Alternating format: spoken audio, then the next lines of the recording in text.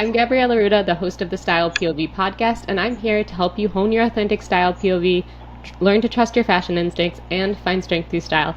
And today I'm so excited to welcome Jenn, a style and beauty analyst and enthusiast who you very likely know from her wonderful YouTube channel, Style Me Jenn. Now, today we're going to be discussing facial proportions and essences and how your face impacts your personal style. And if you're interested, Jenn also has a facial analysis services on her website, which are linked in the show notes. Thank you so much for coming on, Jenn. Anything you'd like to add? No, I just want to say thank you so much for having me. I was so excited to hear from you, and so excited to hear that your listeners are interested in having me as a guest. So yeah, thank you so much. You're a very requested guest, so I'm sure everyone will be very excited to hear from you. So before we go into specifically like facial proportions and facial spacing and how that impacts beauty and style choices, let's go a little bit broader. I always like to get people's read on what is an authentic personal style to you. For sure. And I think this is something that I've really thought about for a long time, and the definition for me is over time. Right now, where I am with this sort of defining what having an authentic style means is like personal style is all about decisions, right? What you're going to wear, how you're going to show up to the world today, and what to buy or what to not buy, what kind of trends to follow and not follow. And so it's all about choices, and I think having an authentic personal style means having the ability to say either like hell yes or hell no to items or outfits or trends, and having that confidence and assurance about like why you're making these decisions. Like, why are you saying yes or why are you saying no? And I think that where that confidence comes from can really vary by the person. Like for some of us, it could be wearing the right colors, wearing the right outfits that match our essences, body types, whatever. But for other people, it could also come from just knowing why these things are wrong aesthetically, but still make sense to you. Yeah, I think your personal style evolves. So it's not that you were inauthentic before, you just have like new knowledge that you've now applied in new ways. And that's why I think it's so interesting to examine your face, because so often where we start with our style is our body. Why does fabric look like this when I wear it? Or why is this not flattering on my body? Or why isn't this working for my body shape? And we forget that true authentic personal style taps into what makes us unique, the whys behind why something excites us or why something is like just not our vibe. And I find that so fascinating because I think that our face can unlock so many clues to the whys behind things and why we're naturally drawn to something, or why, for the past 20 years this has been a staple makeup piece or a staple earring or a haircut that you've just loved. So can you give a broad overview of the concept of like facial proportions and facial features and how it impacts personal style, just so everyone knows what you specialize in? Yeah, for sure. So facial proportions is just like looking at the proportions of the body. You can look at someone and say they have long legs or long torso, like they're top or bottom heavy, like hourglass shape, pear shape, whatever. And it's taking that same idea but applying it to the details of the face at a more granular level. And everyone looks different, right? No two faces are going to look exactly the same. So it's about understanding the uniqueness of our own proportions and features and how they interact with each other. And the human eye naturally seeks balance and harmony. So if you have more prominent areas within the face, that will naturally draw more attention. So like understanding facial proportions, I think, has two main purposes. The first being deciding on the right hairstyle and makeup styles for your proportions and features. So choosing styles that kind of prevent one area from being excessively highlighted, or I should say unnecessarily highlighted. Like if you're wearing a bold red lip, for example, but you have some features and proportions that already draw a lot of attention to your lower face. So if you wear the red lip to make that area pop even more, then it takes away from people noticing your eyes first, for example. I think you gave that example in one of your videos of Julia Roberts doing that, because she has such a strong nose and such a big smile that she just doesn't opt for that often, because it would be almost too visually heavy on the bottom of her face then. Is that correct? Exactly. She's a really good example. And it's not like her wearing a nude lip is going to take that away from her. Her nose still has that character. She has that beautiful open smile. Like all of that is still there. It's just we're able to see like how beautiful her eyes are when her the lower face is not as accentuated. Yeah, it's basically like trying to figure out what is the emphasis point and what are we naturally drawn to, and do we want to draw more attention there or do we want to balance it out? What are our options and what impression are they conveying? And does that impression match one, what we want, and two, what the day needs? A bold red lip may not be the best option for your business corporate meeting because it's too much emphasis on your lips. Like understanding what your face is conveying. I think that's super powerful. Yeah, absolutely. So, how does one go about evaluating their facial features and proportions? I think that there's a lot of measures. You can look at the angularity of your facial structure to determine your face shape, look at your horizontal proportions, your vertical proportions, and then we look at the individual features and the overall visual weight of the features. So all of those pieces of information come together to essentially show which area draws the most attention naturally and what kind of impression these characteristics create. So, would you say that similar to how body typing systems are split, you have the fruit body system types, which are let's balance this out. Like you're pear shaped, let's put some stuff on your shoulders so you look a little bit more hourglass, versus a system like Kibbe or Kitchener, which is a little bit more about honing into your like authentic yin and yang balance and not really hiding your features, but just letting your natural features shine. Would you say that also applies to facial proportions and facial balance, that you can either hide or emphasize or rebalance your face with some of these techniques? Yes, I think in the previous question I talked about there's two purposes to facial proportions, and then we just ended at like talking about one. So like the second purpose of facial proportions is understanding your overall style in terms of how do these features and proportions work together to create a certain impression that my face gives off to other people, and how does that affect your style choices in deciding on your preferences and what you're naturally drawn to and what you think naturally looks good on you. So I think there's two parts to understanding facial proportions. Is one is all about like finding balance and like understanding which area to emphasize the most or de-emphasize more, versus like, so what is the overall impression that like all of these proportions and features create for your face, and like how are you going to connect that to your style that makes sense to you. Yeah. So just to be clear, what we're talking about is we're talking about overall face shape, like verticalness of the face, width of the face, scale of the features, and how they're spaced, essentially. Yeah, and then also the angles of your eyes. We can go into the details of angles of your eyes, how prominent is your nasal width, nose bridge, like how wide or narrow are your lips, how full are they. We can go into like all of those details. Do you think that some of this is related to an individual Kitchener essence or Kibbe body type?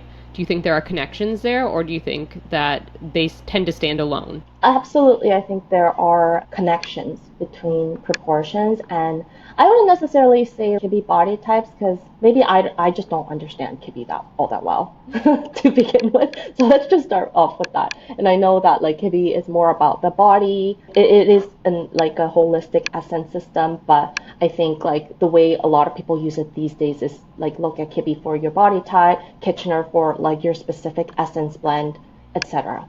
So I think facial proportions in that sense connects a little bit closer to understanding Kitchener essences, in terms of, let's say, how youthful or mature your face appears, maybe how masculine or feminine your face appears, even though I don't really like using those terms all that much. So I think there are definitely connections. That's awesome. Can you give us some examples of how someone might use this data and how they might take it in a certain style direction? Yeah, for sure. So I will use myself as an example because I just use myself a lot in my videos to explain concepts. Same. It's Um, always a little weird too, because you're like, wow, I didn't expect so many responses to talk about me. I know.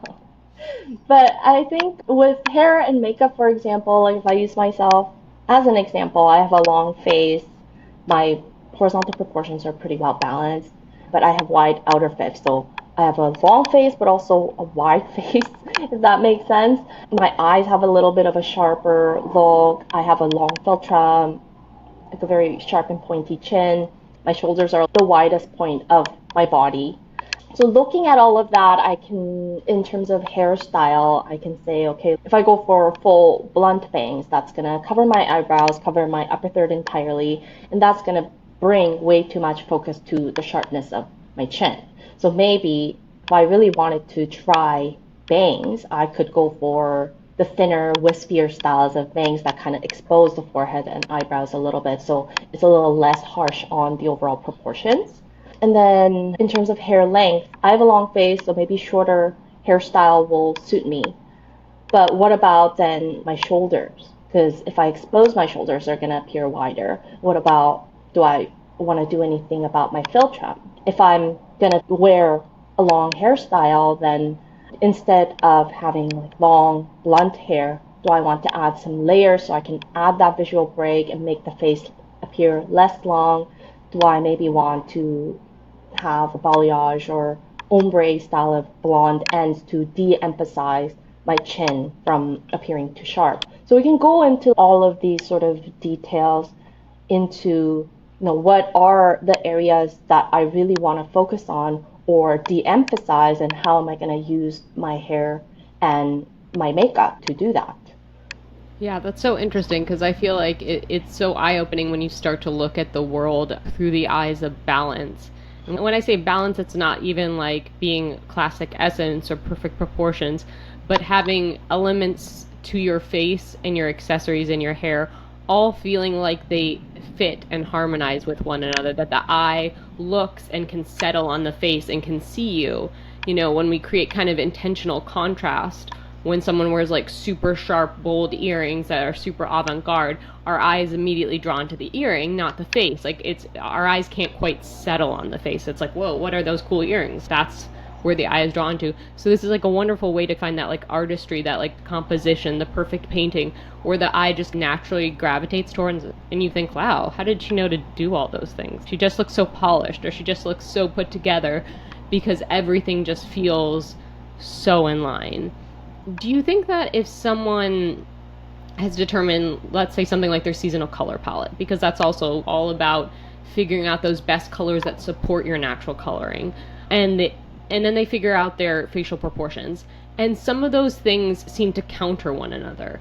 How do you think you can blend those together? I So, for think, instance, I'll give you an example. So, someone has a very mature face, they have a longer midsection, they have bold visual weight to their eye shape, and then they land on a light summer color season. I think someone like Kate Blanchett is a good example of having a mature impression. Maybe her eyes don't have such a huge visual weight, but there's definitely some sharpness and a bit of trauma in Mm-hmm. there. She also has this sort of weighted and grounded impression that's created by a more prominent width in her nose bridge. She has a bit of an angular jawline that also adds to that effect. But like she looks very soft because of, I think she's a light summer, or Yeah.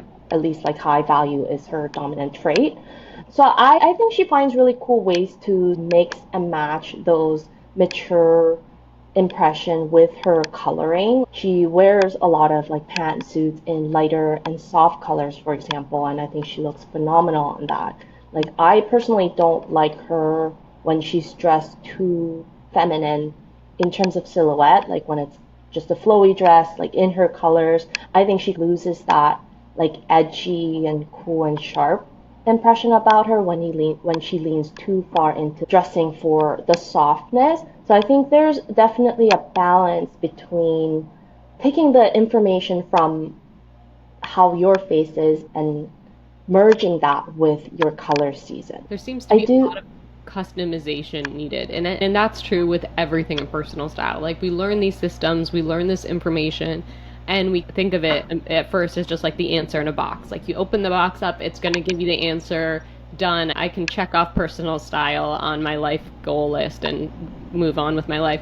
But really, it's about building on this. She's a great example because if you look at her whole career, she's definitely come into her own style wise, I would say, like later in her life. And she just rocks it on the red carpet nowadays. Like she knows her style line, she knows her color palette, and she's able to appear, like you said, grounded, but somehow also ethereal, and also wear this softness, which is beautiful on her.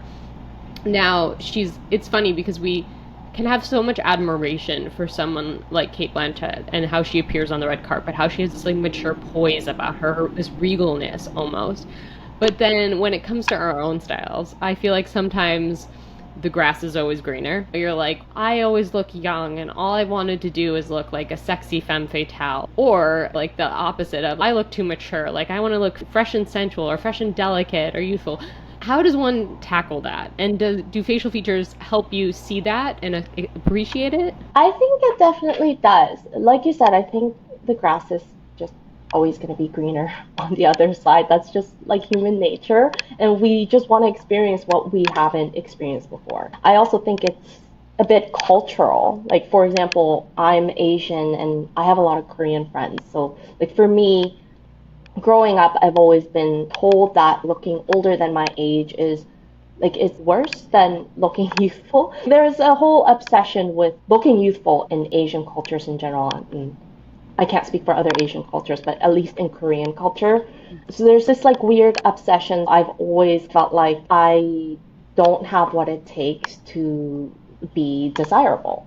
And that kind of fosters the envy more, in my opinion. Like it makes the grass seem even greener on the other side. But can't really have it all, right? Like what I have, somebody else may lack in, and what I lack in, the other person might have. Like it's always a bit of a trade-off, and I think at one point we just have to come to the realization that unless you have plans to overhaul your entire face, which like you can't really change some proportional factors with plastic surgery anyways, but just at one point I think you have to accept who you are both internally and externally, and you just have to realize that there's beauty in every type of face. Beauty is not a narrow-minded concept. Yeah, that's so interesting. It is hard though, because, we go through so much of our lives, like trying on new personas and trying on new trends. And sometimes it's so obvious, oh, this trend does not work for me. And other times you're like, I can make it work if I do this. I think it is an interesting point too, that it ties to color analysis, because some people, there's this movie with Deborah Messing, and she's likely thought of as a true autumn, right? That's true autumn, maybe dark autumn. That's where people place her. And she's wearing black and she's wearing makeup, and it doesn't look terrible on her. Like it looks fine. And then there's a scene where she gets wet in the dress and all of her makeup is gone. And all of a sudden you're like, whoa. Without the makeup, with the wet dog look, like all of a sudden that black is draining your face. So we also have to understand the spectrum of things, I think, because sometimes we can make it work if we have one or two features that align with it, and we just have to tweak our understanding of a trend or a color or a style direction or a haircut, let's say, and make it work for us. And other times we have to look at it objectively and be like, no, I'm going against too many of the things in my face. I have too many elements, like just fighting it out to the death, that none of this is working. Do you think it's possible to lean into a trend even if it doesn't naturally fit, let's say, your proportions, or lean into a makeup style if you're willing to tweak the other parts of your face? I think there are definitely ways to incorporate your own preferences that may go against your features or the natural impression. But I think it's just dependent on how do you want to do that. Like for me, let's say I have a mature face. I think I have a good balance of like feminine and masculine features. So maybe I can play a little bit more on leaning more masculine versus leaning more feminine. But if knowing that I have a very mature face, if I wanted to all of a sudden go like all the way lean really into the ingenue styles, that whole aesthetic, that's obviously going to look really off on me. So I think it's just about understanding where on the spectrum you sit and how you can tweak things to make things work for you instead of just like, I want this style and I'm gonna try it and then realizing that's not how it works. Yeah. Or it just looks off, right? Yeah, I think it's about finding your boundaries. Like seasonal color analysis is finding your boundaries within the color wheel. Like where's my darkest, where's my lightest, where's my most muted, like finding where the edges are and then working in that sweet spot. And I think it's like that with all these elements too, because you have a lot of different pieces all combining between hair, makeup, emphasis points, balance, mixing with your style. And if you go too far in one direction, it can scare you away from it. So, in a previous episode on this podcast, I had Andrea Flamer, and she's part of the Kitchener PCS Essences. And she had my blend as Ingenue, Romantic, and Gamine. And I was like, first a little shocked. But then when she was talking about Gamine, I was like, I have tried to make Gamine work. I've wanted Gamine for so much of my life. Like, I've loved it, and I've tried so hard to make it work. But I think I loved it so much that I just turned the dial up to 100% every time I tried it. So of course it's not 100% in my blend. So like when I turn that dial all the way up, it's not good. Do you think that sometimes people have trouble, they get stuck on their face or they can't quite see visually where they fall? If so, what do you do with that? Yeah, I think honestly, self-assessment is the most difficult. This is my job to analyze people's faces, yet like when I look at mine, I'm still always wondering, is there something that I'm missing? Mm-hmm. So I think looking at ourselves in an objective manner is always difficult. You're not alone. If anyone listening is feeling that way, like you're definitely not alone. And maybe think about what others have told you in the past, right? Like the outfits you receive the most compliments about, or what people say, oh, you look so sexy in this, or you look so cool. Think about what kind of outfits or what kind of hairstyles or makeup styles you've received the most compliments about, because that can give you an idea of, oh, these are the styles that really suit me well, like judged by other people in a more of an objective manner. And then also look in your closet and see what are your favorite items. Like in my opinion, our preferences can somewhat be shaped by these compliments and knowing what looks good on us, because we all want to look good at the end of the day. And I think we have, whether we know it or not, we have an inherent understanding of what looks good on us, like whether it's because you're just a visually gifted person and you know these things, or through trials and errors, like in your case of trying the really extreme gamine styles. Like we have an inherent understanding of what looks good on us already, regardless of whether we're aware of it. So maybe try looking into what your own preferences are and what your favorite outfits or items in your closet are. And I think that can give you more clues than you realize. I think sometimes we also have to step back because we like find out a new system or we find out a new way of measuring something and we get so excited about it and we consume all the content, around it, and then we're sitting on the subway and we're like analyzing people's facial and like, wow, long mid third, or obsessing over it, and then it gets hard to zoom out and look at your face as the whole. You can't really see how things are working together. And from what I understand, it is a holistic view of your face at the end of the day. You can parse out whether you have a long mid or high cheekbones or sharp angular lines. But if you have one sharp feature, that's not going to dictate everything else in your face. So can you talk a little bit about some of the misconceptions or mistakes people make when they start exploring facial proportions and facial balance? I think what you just mentioned is one of them, about getting fixated on one area. And I also think that's why it makes self-assessment so difficult, because we look at our face every day and we can like really nitpick the details if we wanted to, right? Like totally go down that rabbit hole. So I feel like it is difficult to step back. It's so valuable to have someone like you give someone a facial analysis, because you can be objective about it and you can look at it with fresh eyes. because we've lived with our faces for however many years we've been alive, and we have preconceived notions about our face, and we have like decades of being told we're one thing when we're actually another, or someone made a comment about your nose when you were younger and you're so fixated on the shape of your nose. We have hang-ups when it comes to our face. So there's a lot of benefit to getting that kind of like outside person to be like, no, your face is actually very balanced, or you have a beautiful focal point in your lips, and here's what to do with that. So I encourage everyone to reach out to Jenn if you're interested in this, because I think that's super, super helpful in being able to get an outside opinion.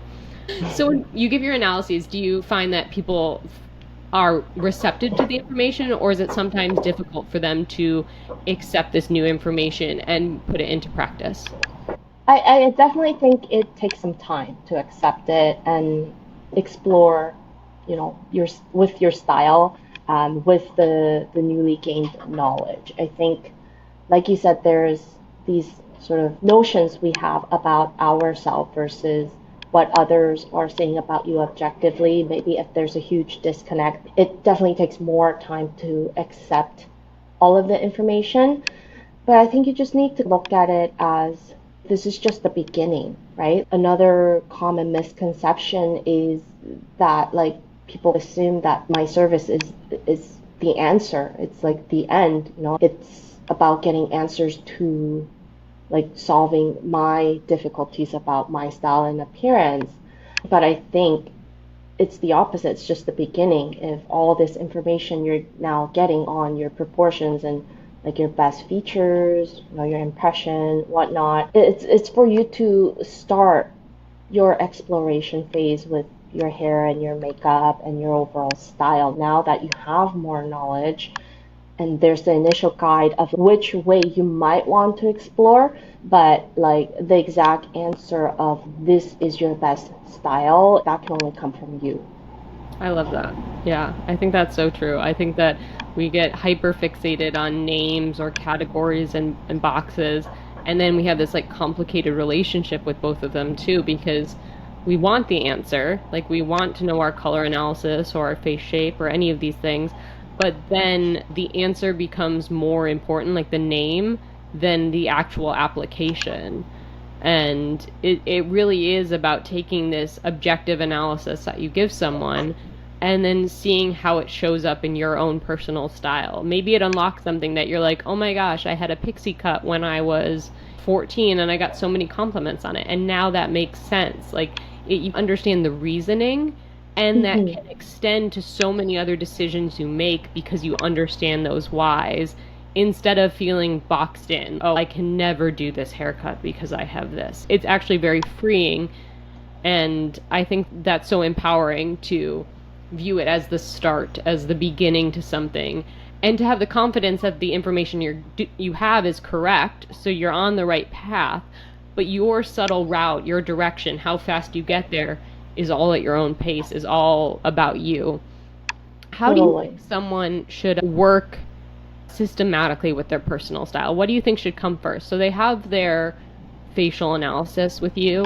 They understand what's going on there. They're starting to make decisions. What would you say should come next, or how should they explore that? First, experiment with like your hair and makeup first. Maybe if you don't want to get a haircut because that's more permanent, like try styling it in a way that's based on your proportions and features, that based on the information that you receive from me. Try experimenting and really get to learn your face it more in an objective way. And then, like I said, look through your own closet and start analyzing that as well. What are your favorite items or outfits, or what kind of impression do they create for you? And like, how does that relate to your proportions and the overall impression of your face? And I think things like colors, body types, silhouettes, aesthetics, like all of those things, I think can come afterwards once you have a general direction of, okay, so this is an overall image that I look good in, or this is an overall image that maybe doesn't even work that well for me, but I still want to try pursuing it anyways. Like, I think once you have that overall direction, then you can start diving deeper into colors, or like what are your best silhouettes, what are your best colors, maybe patterns, textures, etc. Yeah, I totally see that. I think there's like a lot of benefit to working top down, if you will, from your head first, because you can have an outfit that's off, but if you have an amazing hairstyle that's just signature, perfect for your face, or makeup that just suits you so, and that can be your fallback, you'll have some pretty good style days. You'll feel pretty good about yourself. You won't be like waking up and being like, oh, like, why does this just not work for me? Because you at least know, okay, I'm looking up, my hair is good, my makeup's looking good, like, all these things are in line. And now I got to work on the clothes, but at least I feel like when I look in the mirror, I'm seeing me. I love that approach.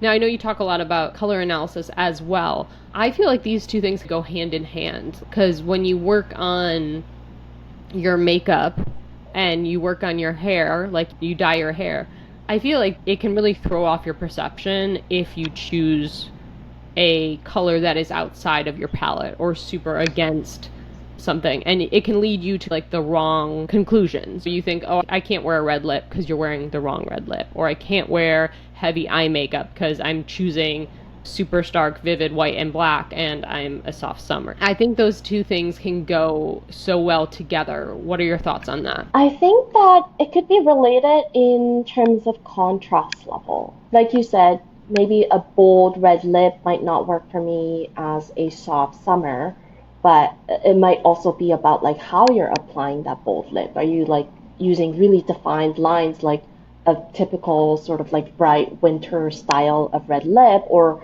maybe you're mixing a couple of different colors, smudging the outline using a softer color along the outline so it doesn't appear as harsh. So I think in that sense you can make the connection to like the overall contrast level. And that has some relation to both facial analysis and facial proportions because it relates to your visual weight. The bolder, more contrasted your features, the higher the visual weight is going to be. So I think contrast is definitely the link between facial analysis and colors. It's not just about what kind of colors you're choosing, but like how are you using those colors. That plays a huge role in whether a look is going to look more cohesive or not. Yeah, definitely. I mean, with each seasonal palette, they also do recommend like certain techniques too. As you said, soft summer is much more blotted, much more softer. You're not doing sharp eyeliners and or you're toning them down in, a charcoal muted gray instead of a sharp black cat eye. So there's always some give and take, but I think then they seem to be so intertwined to get like that perfect kind of harmony that we're seeking. Which leads me to there's all these names within seasonal color, within Kitchener, and they can lead us to have biases, obviously. Like some people want to be a certain essence, some people don't want to be a certain essence. Do you think that these type of systems and their names can lead us to misinterpret our facial features or want to be a style that maybe doesn't suit our facial features because they have these like kind of names attached to them? Yeah, definitely, 100%. I think masculine and feminine are the two words we had already talked about. Yeah. Or like even mature and youthful, like when you say somebody looks mature, like that could be taken positively, but somebody might take offense in Yeah. hearing that they look more mature, right? So I think it definitely does create some biases. But I feel like it's often like the faces that have a mix of all of these features that like we are so mesmerized by and drawn to. Like Kate Blanchett is a great example. I can't even describe her, but everyone can agree that like she has this mesmerizing look to her, right? Mm-hmm. There's definitely bias, and it's important to understand that being one way is not better than the other. Like nothing is black and white like that. Yeah. And maybe with facial analysis, because things are so technical, like we're measuring proportions and facial features, that people think that it might provide an absolute answer. And to some degree, it does, because if you have a long face, you have a long face. Like it's not gonna be short. Like that is a fact. But it doesn't make long faces better or worse than short faces. So I think in the end, it's about understanding it is a gray area that we're exploring because our faces are complex and we are complex. So there isn't a right or wrong answer. Yeah, I think there's a lot of value in also seeing the spectrum of each essence or of each qualities like long faces, and it can be really easy to see the beauty in others and hard to apply it on yourself. But then when you see someone with similar features to you or a similar essence blend, you can see the beauty in them. You can learn to turn that back on yourself. Like, you can admire Cate Blanchett for her strong bone structure and her poise and regalness and her lighter coloring. And if you have that, you don't have to assign that to, oh, she has a masculine face. That's not what we're about. That's not accurate at all, even if she has strong bone structure. So hopefully, I think that if you can move past the stereotyping, that seeing the spectrum of each of these things, or seeing the spectrum of how it works when someone like Anya Taylor-Joy wears the same makeup as someone like Cate Blanchett, they have very different bone structure. You can see the impact and you can relate to it instead of having those biases creep up where you reject something outright. Do you think that facial analysis is a way to explore the why behind your style instead of those names? Yeah, that's the reason why I like facial proportions so much, is because, like I said, it doesn't provide absolute answers, but it does provide you at least like some clarity. Because these are measurements we're looking at, like we're looking at the width to length ratio of your face. We're looking at how like high your forehead is compared to your midsection and your lower third. It does provide some factual knowledge, that why factor behind this is why you look youthful, this is why you look more mature. I think it helps you provide that sort of direction and explain why, like, you have an ingenue essence, why you have a romantic essence, why, like, it does definitely help provide answers to those whys. Yeah, and it's like slowly uncovering little things about your face that you might not have noticed, or understanding the impact of certain choices you have. You do that cat eye and you're like, it always looks funny on me. Is it just I can't pull off a cat eye, or am I placing the wing improperly? I know you have a background you went to makeup school, cosmetology, and I think in one of your videos you talk about how when you were trying the makeup, like some of it just didn't work on you, and like the techniques were all right, but like the actual styles didn't. Is that what kind of got you into this? Because it's like that, I have a similar thing that I was in fashion design, and you learn to make garments and you learn to fit them on bodies and you learn to use fabrics properly for the design, but we didn't ever really talk about what to do to make that body shine. It was make it fit, make the garment function on this body, but it wasn't do these harmonize together really. Is that kind of what drew you to facial analysis? It actually is, yeah. So I went to makeup school back in 2016, 2017, and yeah, we just focus so much on executing the technique correctly, which, Yeah. of course, that's a skill you need to learn in a professional school like that. But a face is not a blank canvas. It is, but there's different nuances to a face that blank canvas does not provide, and you can't just paint in the same way that you would onto a piece of paper or onto a canvas, right? So yeah, that's when I realized, oh my God, I'm like seriously looking botched every single day.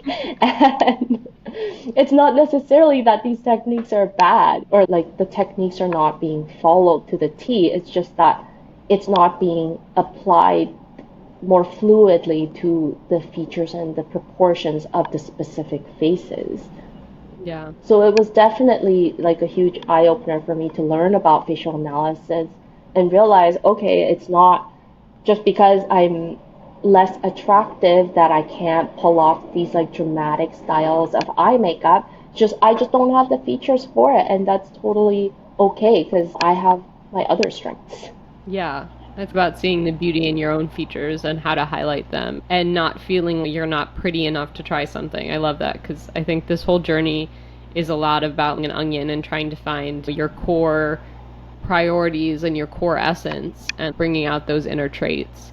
And I love when things can merge like scientific reasoning with the art, because then you can take those facts and apply it in your own creative way or tweak it so that it creates the effect you want. This has been so wonderful. And if you will indulge me, I have some reader questions or listener questions that were sent in ahead of time because everyone was very excited that you were coming on, if you're okay with that. Yeah, for sure.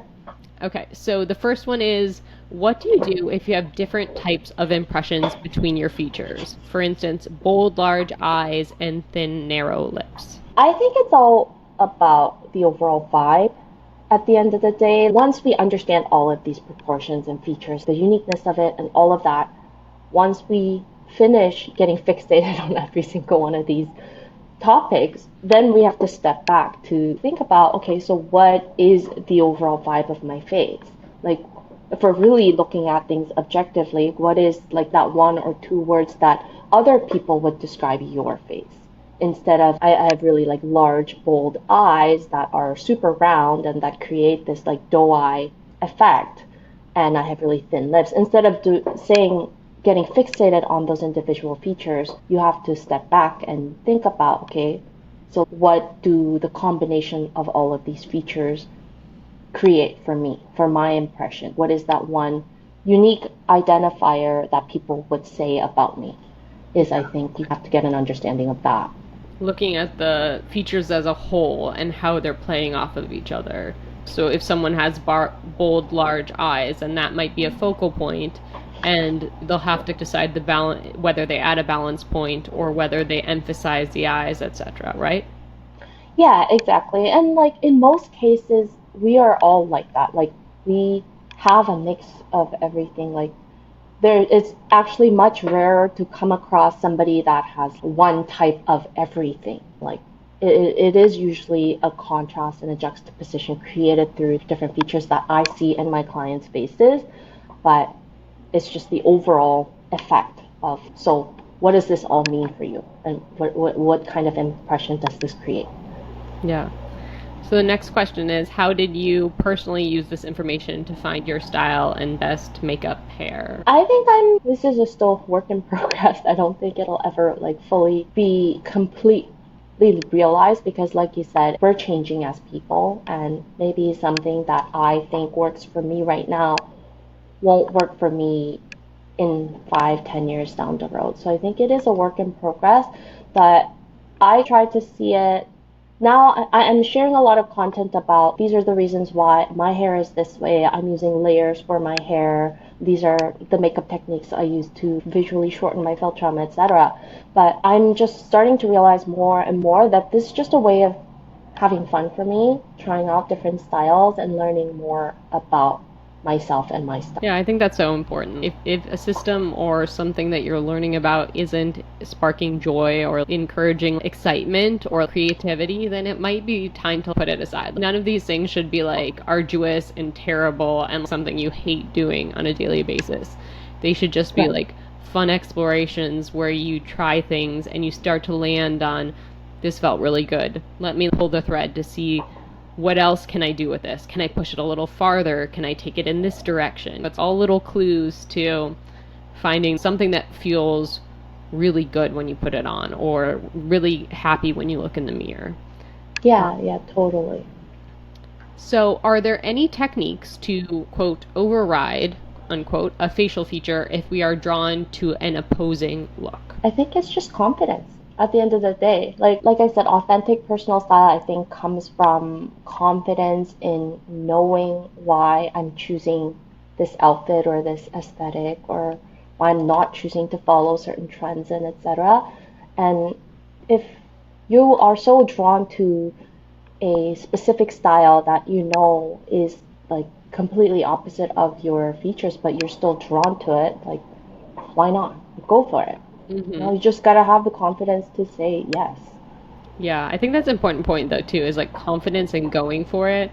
Because I feel like sometimes when we're a little hesitant, it's like we're not willing to take the full look there. You know, if you have really small lips, really thin lips, but you do want to do a red lip and you found your version of red, like go all the way. Like don't be afraid to create that whole head to toe look that matches that red lips, because that's really going to take it to the full picture. And as we mentioned, like our eyes want to create those balance, those connection points. Our eyes want to be able to go from your head to your body to your clothes and be like, wow, all that stuff really makes sense. So just like committing to it and having that confidence, I think you can get there. Yeah, definitely. I think because my content is based on looking at facts and lips look weird on you because of these factors, that doesn't mean don't go out and wear a red lip. If you're really drawn to it, like go for it. But it just helps you explain that why, and hopefully understanding that why will give you that confidence to say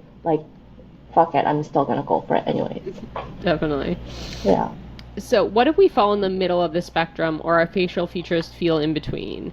They ask specifically about your doe eye version of a siren eye, having the almond eye shape, but the lid goes down at a certain angle. I think this is like where your preference can come into play. Which direction do you want your style to go to? Do you want to offset the downturned angle of your eyes to really accentuate the sharp shape of your almond eyes? Or do you want to neutralize that sharpness more by enhancing the angle of your eyes more and therefore creating a more relaxed and sort of soft vibe and enhancing that? So I think this is where your preference can really come in, and it'll have to depend also on the look you're going for the day. Yeah, that makes sense. The next question is all about haircuts because we all know having a good haircut is like magic, right? So is there an element that should be prioritized since you have like face shape, features, proportions?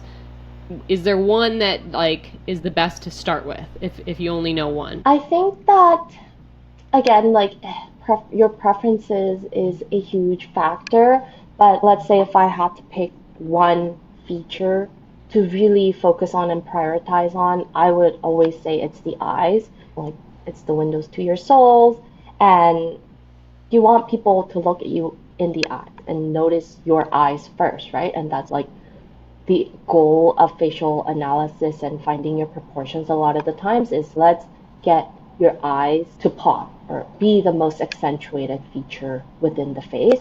So if you really are like trying to decide which area of the face needs to be emphasized more through hairstyle, then I would say focus on your eyes and try to think about what kind of an impression your eyes create as well.